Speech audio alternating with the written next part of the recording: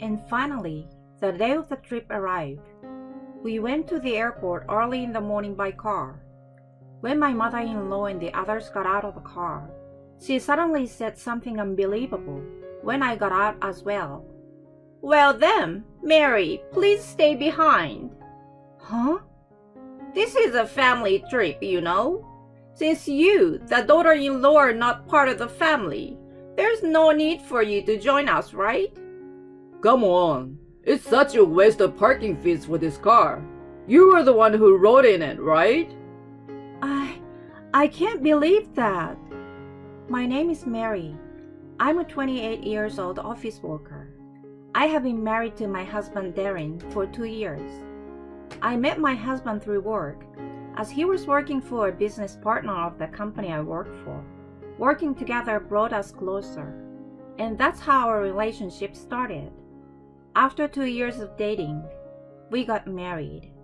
We both work and are a dual income couple, and we don't have any children yet. We were having a decent, harmonious, and happy newlywed life. However, one day, my husband approached me and said that he wanted us to live together with his parents. When I asked why, he explained that it was because his mother had some difficulty with her legs. He wanted to live together to ensure her well-being as she grew older. I understood and agreed to the reason. The truth is, I lost both of my parents in an accident when I was in the second year of high school. Afterwards, I was taken in by my uncle who lived in a different region. I continued my education at the university in the same area and later found employment at a company there. Of course, I'm trying to repay my uncle and his wife for raising me, and I'm doing as much as I can in terms of school and parental support. But even though I want to repay my parents for the fruits of their labor, I can no longer do so. I wanted my husband to live his life without regrets, considering my own circumstances. However, I never expected that I would suffer so much as a result of this cohabitation. Hey Mary, it's nice to see you here. Thank you, Darren. I'm glad that we decided to live together. At first, the in-laws were very kind and warmly welcomed me. I thought we could all live happily together, but the in-laws quickly changed their attitude.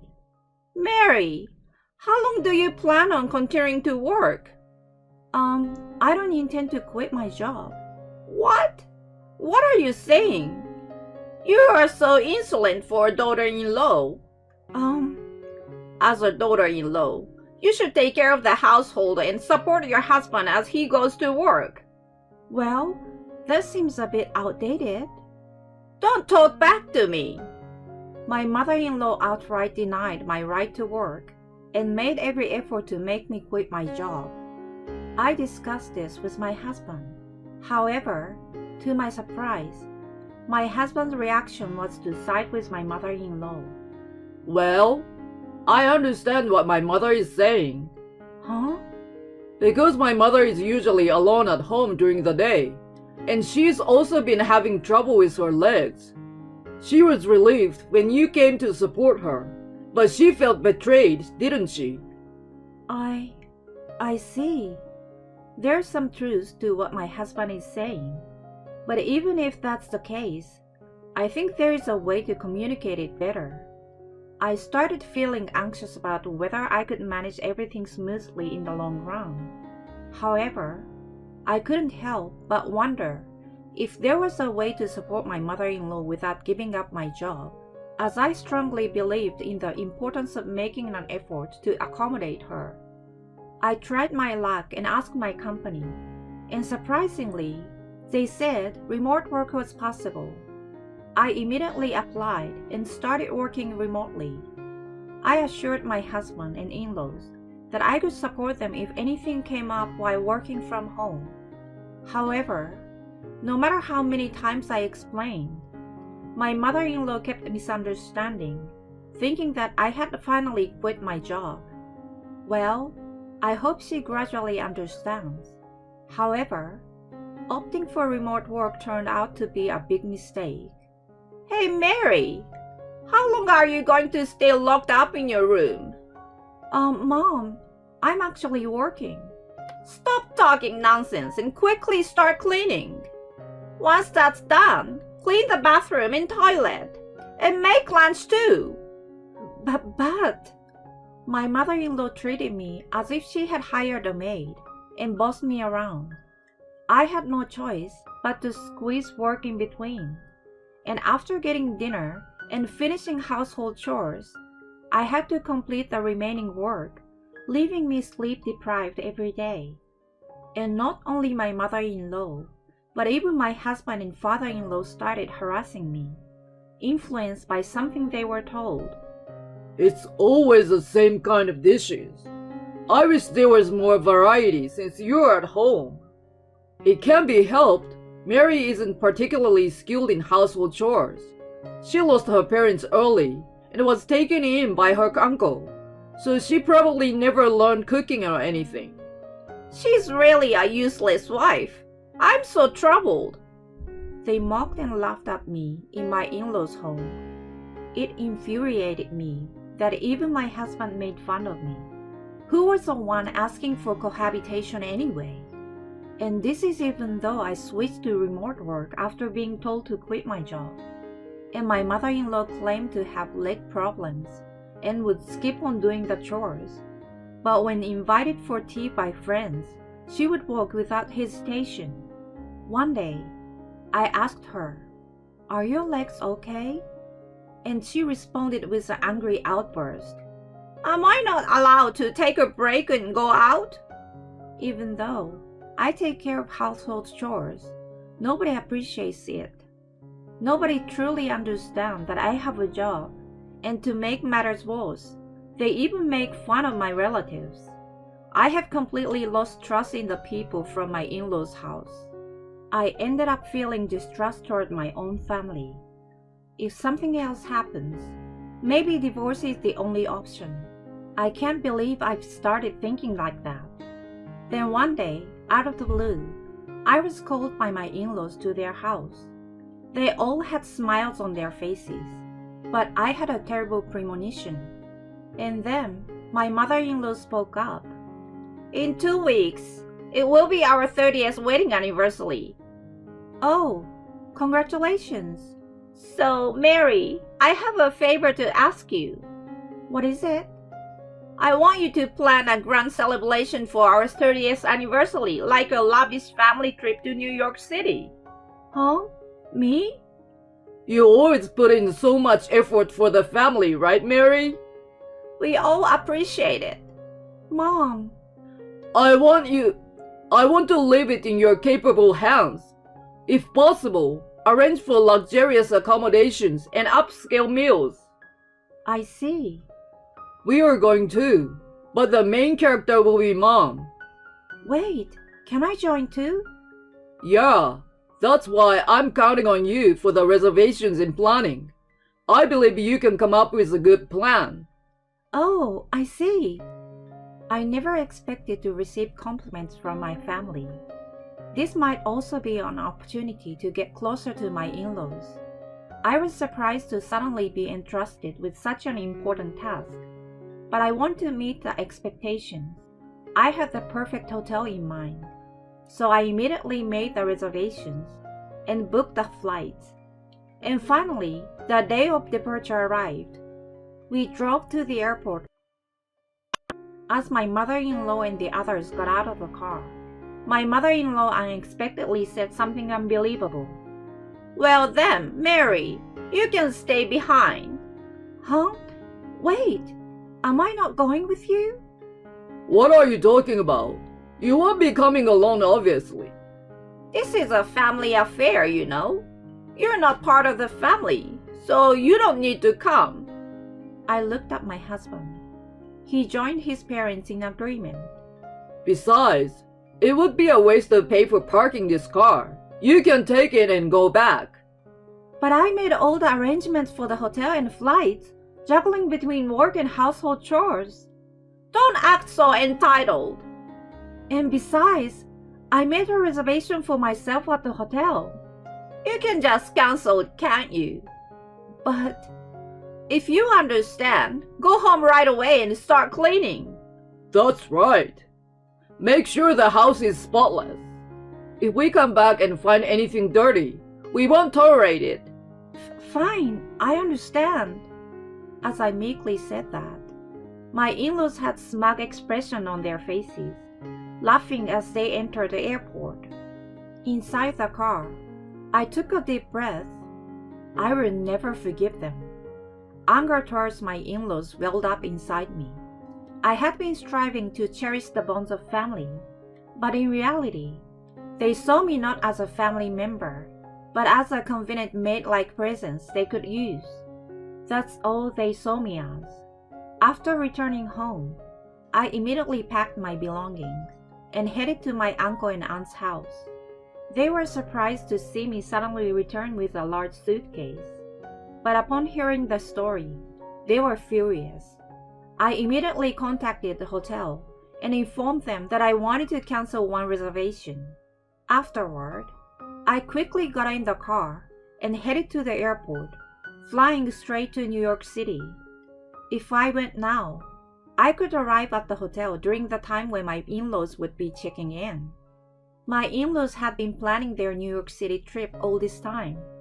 According to their plan, they would do various sightseeing activities in New York City and check into the hotel around 4 p.m. Then, around 2 p.m., I arrived in New York City. Afterward, I went to the hotel and waited for my in-laws in the lounge. When my in-laws entered the hotel, they had an incredibly satisfied expression on their faces.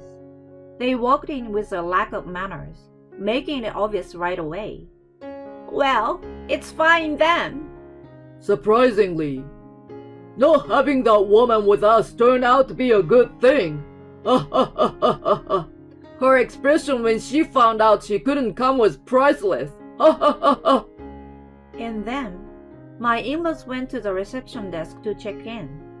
I quietly approached and watched the situation from behind. We have a reservation for 3 people. It appears that you have reserved a suite. Oh, a suite! Amazing! Wow, I'm looking forward to it. There seems to be a cancellation for one person. But please note that the cancellation on the day of arrival incurs a cancellation fee of 100% of the accommodation cost. What? Wasn't it prepaid? Payment is made directly on site. Jeez, I take back what I said. I didn't hear anything about having to pay now. She really has no sense of responsibility. Well, there's nothing we can do about it. About that woman, since the trip we've been on feels great, so we'll let her off the hook. By the way, how much is it? Including the cancellation fee, the total accommodation cost is $13,486. What? $13,486? Well, why is it so expensive? Well, it's calculated based on a rate of $3,457 for a 2-night, 3-day stay for one person.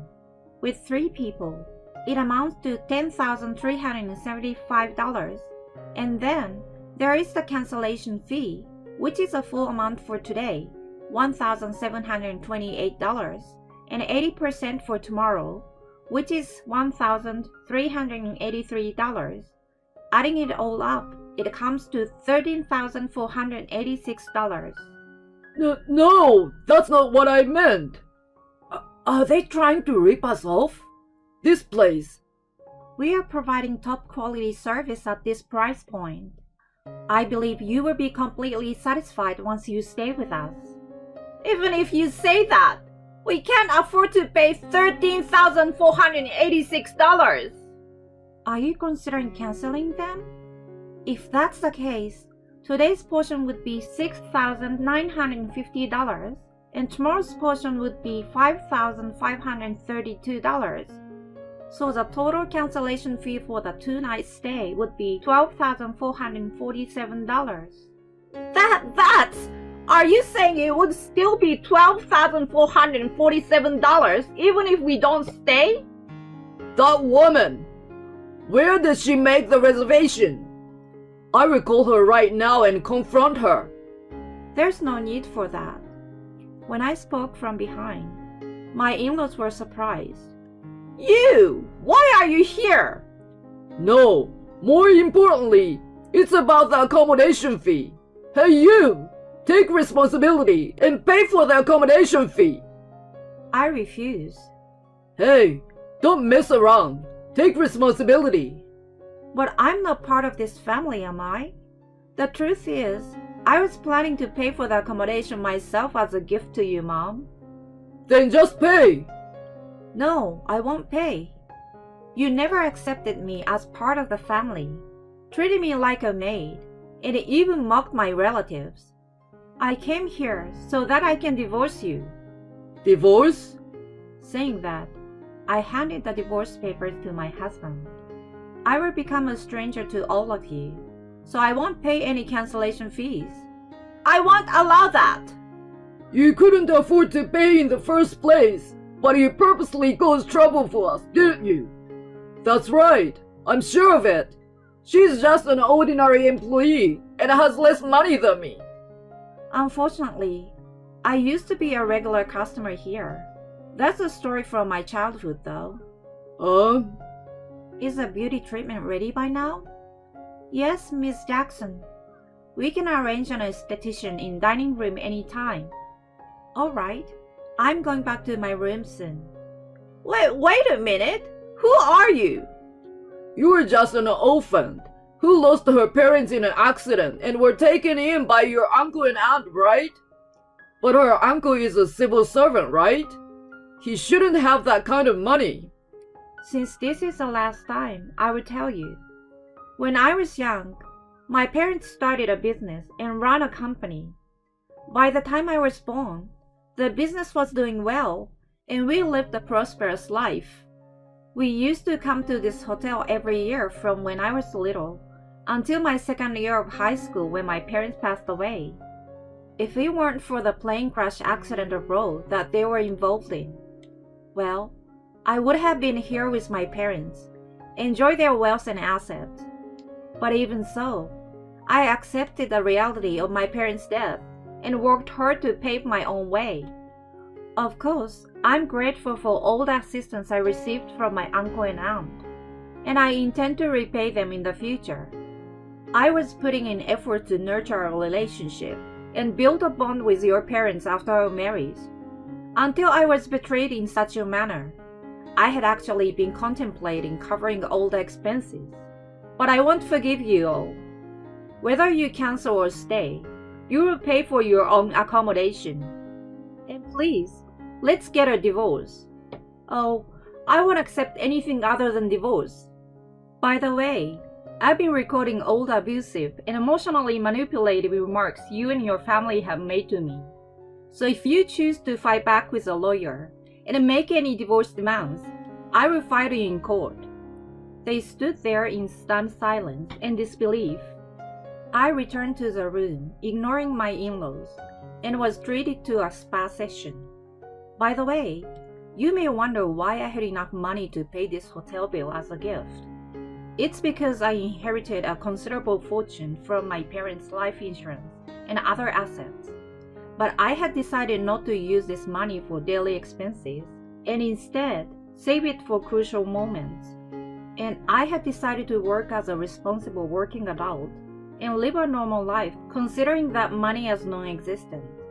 This time, I decided to be a little mean to my in-laws and show them where I stand by using that money. I might have been a bit immature, but I was so angry with my in-laws that I wanted to express it. Later, my husband and I started divorce negotiations through a lawyer. In the end, my husband decided to pay $13,486 in order to stay at the hotel, instead of canceling the reservation, which apparently depleted a significant amount of their money. Therefore, it seems he opted to agree to the divorce rather than going through an expensive trial. And so, I successfully finalized the divorce with my husband. I also received compensation for the emotional distress caused by the emotional abuse. It seems that everyone in my in-laws' family not only felt embarrassed at that time, but also suffered significant financial and emotional damage. They apparently experienced a lot of damage. It's really satisfying. On the other hand, I continue with my work as a magazine editor and moved to New York City as planned. Currently, I rent an apartment that suits my salary and lead a modest lifestyle. As for the inheritance I received from my father, I'm managing a part of it to further increase my assets for my retirement.